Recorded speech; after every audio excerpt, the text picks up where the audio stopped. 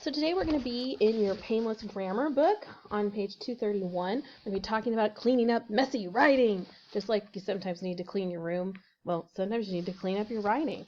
Really, we're talking about basically decluttering your writing. You need to get rid of all the extra and make sure it's just what you mean to say.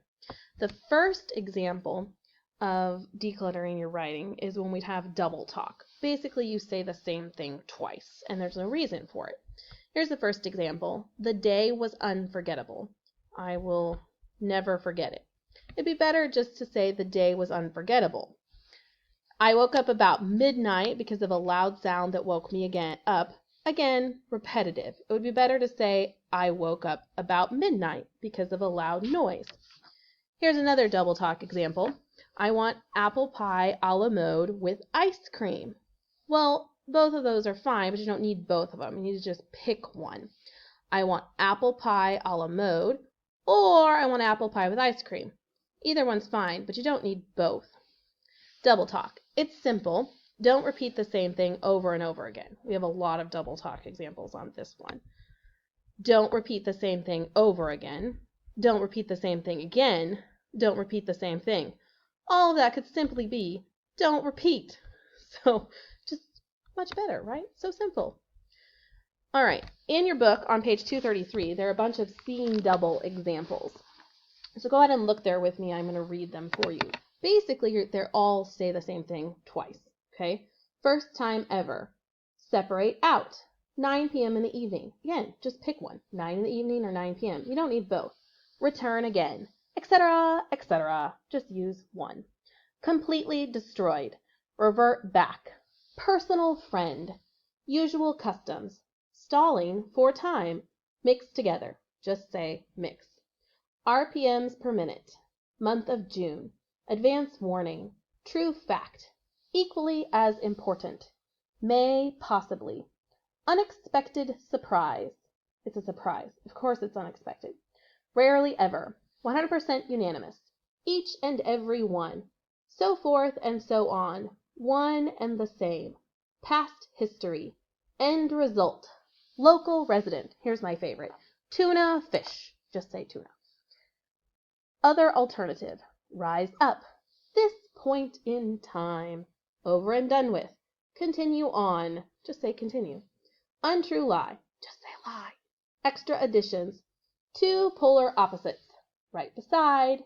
Free gift. And then all of these next ones, it says small in size. Just say small. Red in color. Just say red. Square in shape. Just say square. Most unique. Really, truly. New innovation. Sum total. Just pick one. Either one would be fine, but pick one. Whole wide world. Few in number. The reason is because. Just say because.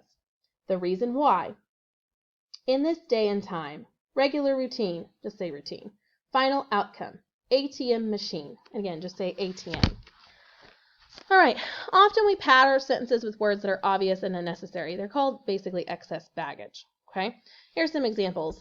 I am sitting down on the chair. You don't really sit up on chairs or sideways on chairs. I am sitting on the chair would be better. Okay. Although yesterday Josiah was tipping the couch over and lying up in it. So this may not work for him, but for the normal person, we only sit down on chairs. So you can just say I'm sitting on the chair, right? I'm diving down into the water. Again, that's usually the direction we dive. So I'm diving into the water would be sufficient. Okay, here are two weak examples with going to get your cell phone where they both say go and get, go get.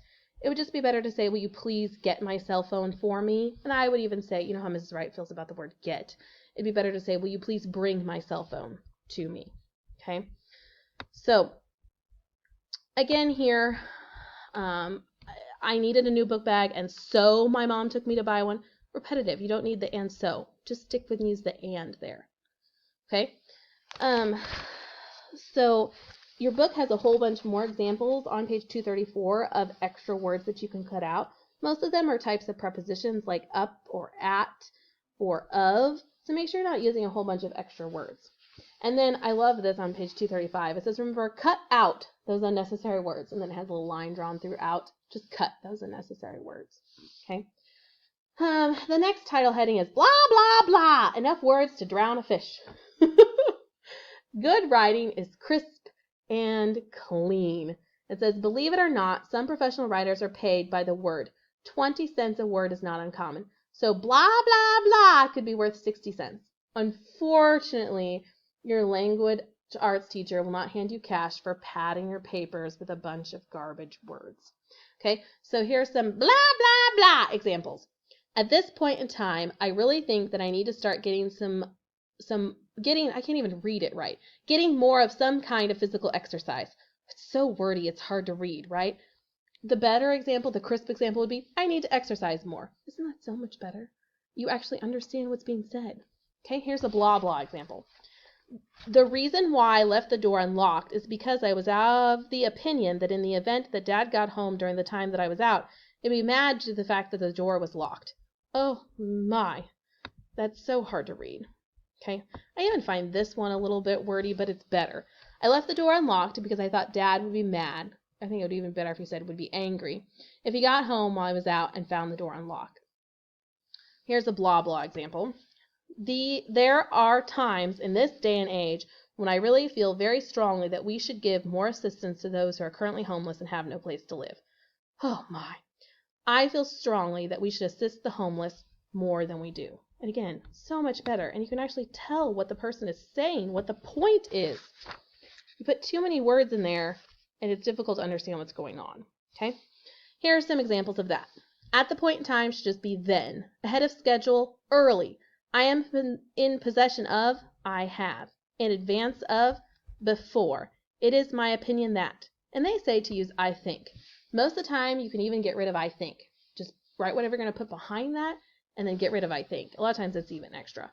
All of a sudden, suddenly, until such time as, until, in the event that, if, provided that, if, on the condition that, if, at a later date, later, due to the fact that, because, the reason why is that, because, owing to the fact that, because. You should be getting the hint here. If and because are your friend in avoiding extra words. Had occasion to be, was, as a matter of fact, in fact, in spite of the fact that, although, there is no doubt but that, no doubt. First of all, first, during the time that, while. All right, so just while we're talking about extra writing, we do have some times where you need to include enough words to make your meaning clear. Again, this is most of the time when you know what you meant to write, but that's not clear for your reader. So here's an example of that. Mr. Jones, the physics teacher, called a meeting for students who hate physics and their parents. Now, you meant it's for the parents of those students who hate physics, but this sentence makes it sound like they hate both physics and their parents. Hopefully that's not what you meant, right? So here's a better example. Mr. Jones, the physics teacher, called a meeting for students who hate physics and for their parents. Okay, so just adding in that little word helps to clarify that. Okay, wrong. Is this movie similar or different from the last one you saw? And here we need to add in a to. Is this movie similar to or different from the last one you saw? This one I feel is a little easier for you to see. The mountains of Colorado are taller than Utah. Now, according to this sentence, I'm comparing the mountains of Colorado to the actual state of Utah. I probably meant to compare the mountains of Utah, but that's not what the sentence says. So I need to clarify that. The mountains of Colorado are taller than those in Utah. You can even say than the mountains in Utah if you wanted to, but we need to clarify exactly what we meant. Now, wrong. I told you on Tuesday this would happen. There are a couple different things the sentence could mean, and either one of them would be correct. It just depends on which angle I'm trying to clarify here. I told you that on Tuesday this would happen. I told you on Tuesday that this would happen. So again, we need to add in the word that somewhere in the sentence to clarify which one I am talking about. Okay? All right, let's talk about puny words. Basically, puny words are overused. They might be okay in dialogue perhaps, but they're also going to be dated when we see them. So that's cool is kind of a puny word. It'd be better to say that's wonderful, or that's fascinating, or that's exciting. Either one would be better, but we don't want to say just that's cool. Okay, here's some examples. We have real pretty, it'd be better to say beautiful. Real cute, it'd be better to say adorable. Real mad, it'd be better to say furious. Real boring, monotonous. That's a good word there. So much, extremely. So good, wonderful. So bad, terrible. So cool, really amazing. Kind of nice, acceptable. Not so great, disappointing. A whole lot, a great deal. Pretty weak, frail. Kind of bummed, depressed. Lots of, countless.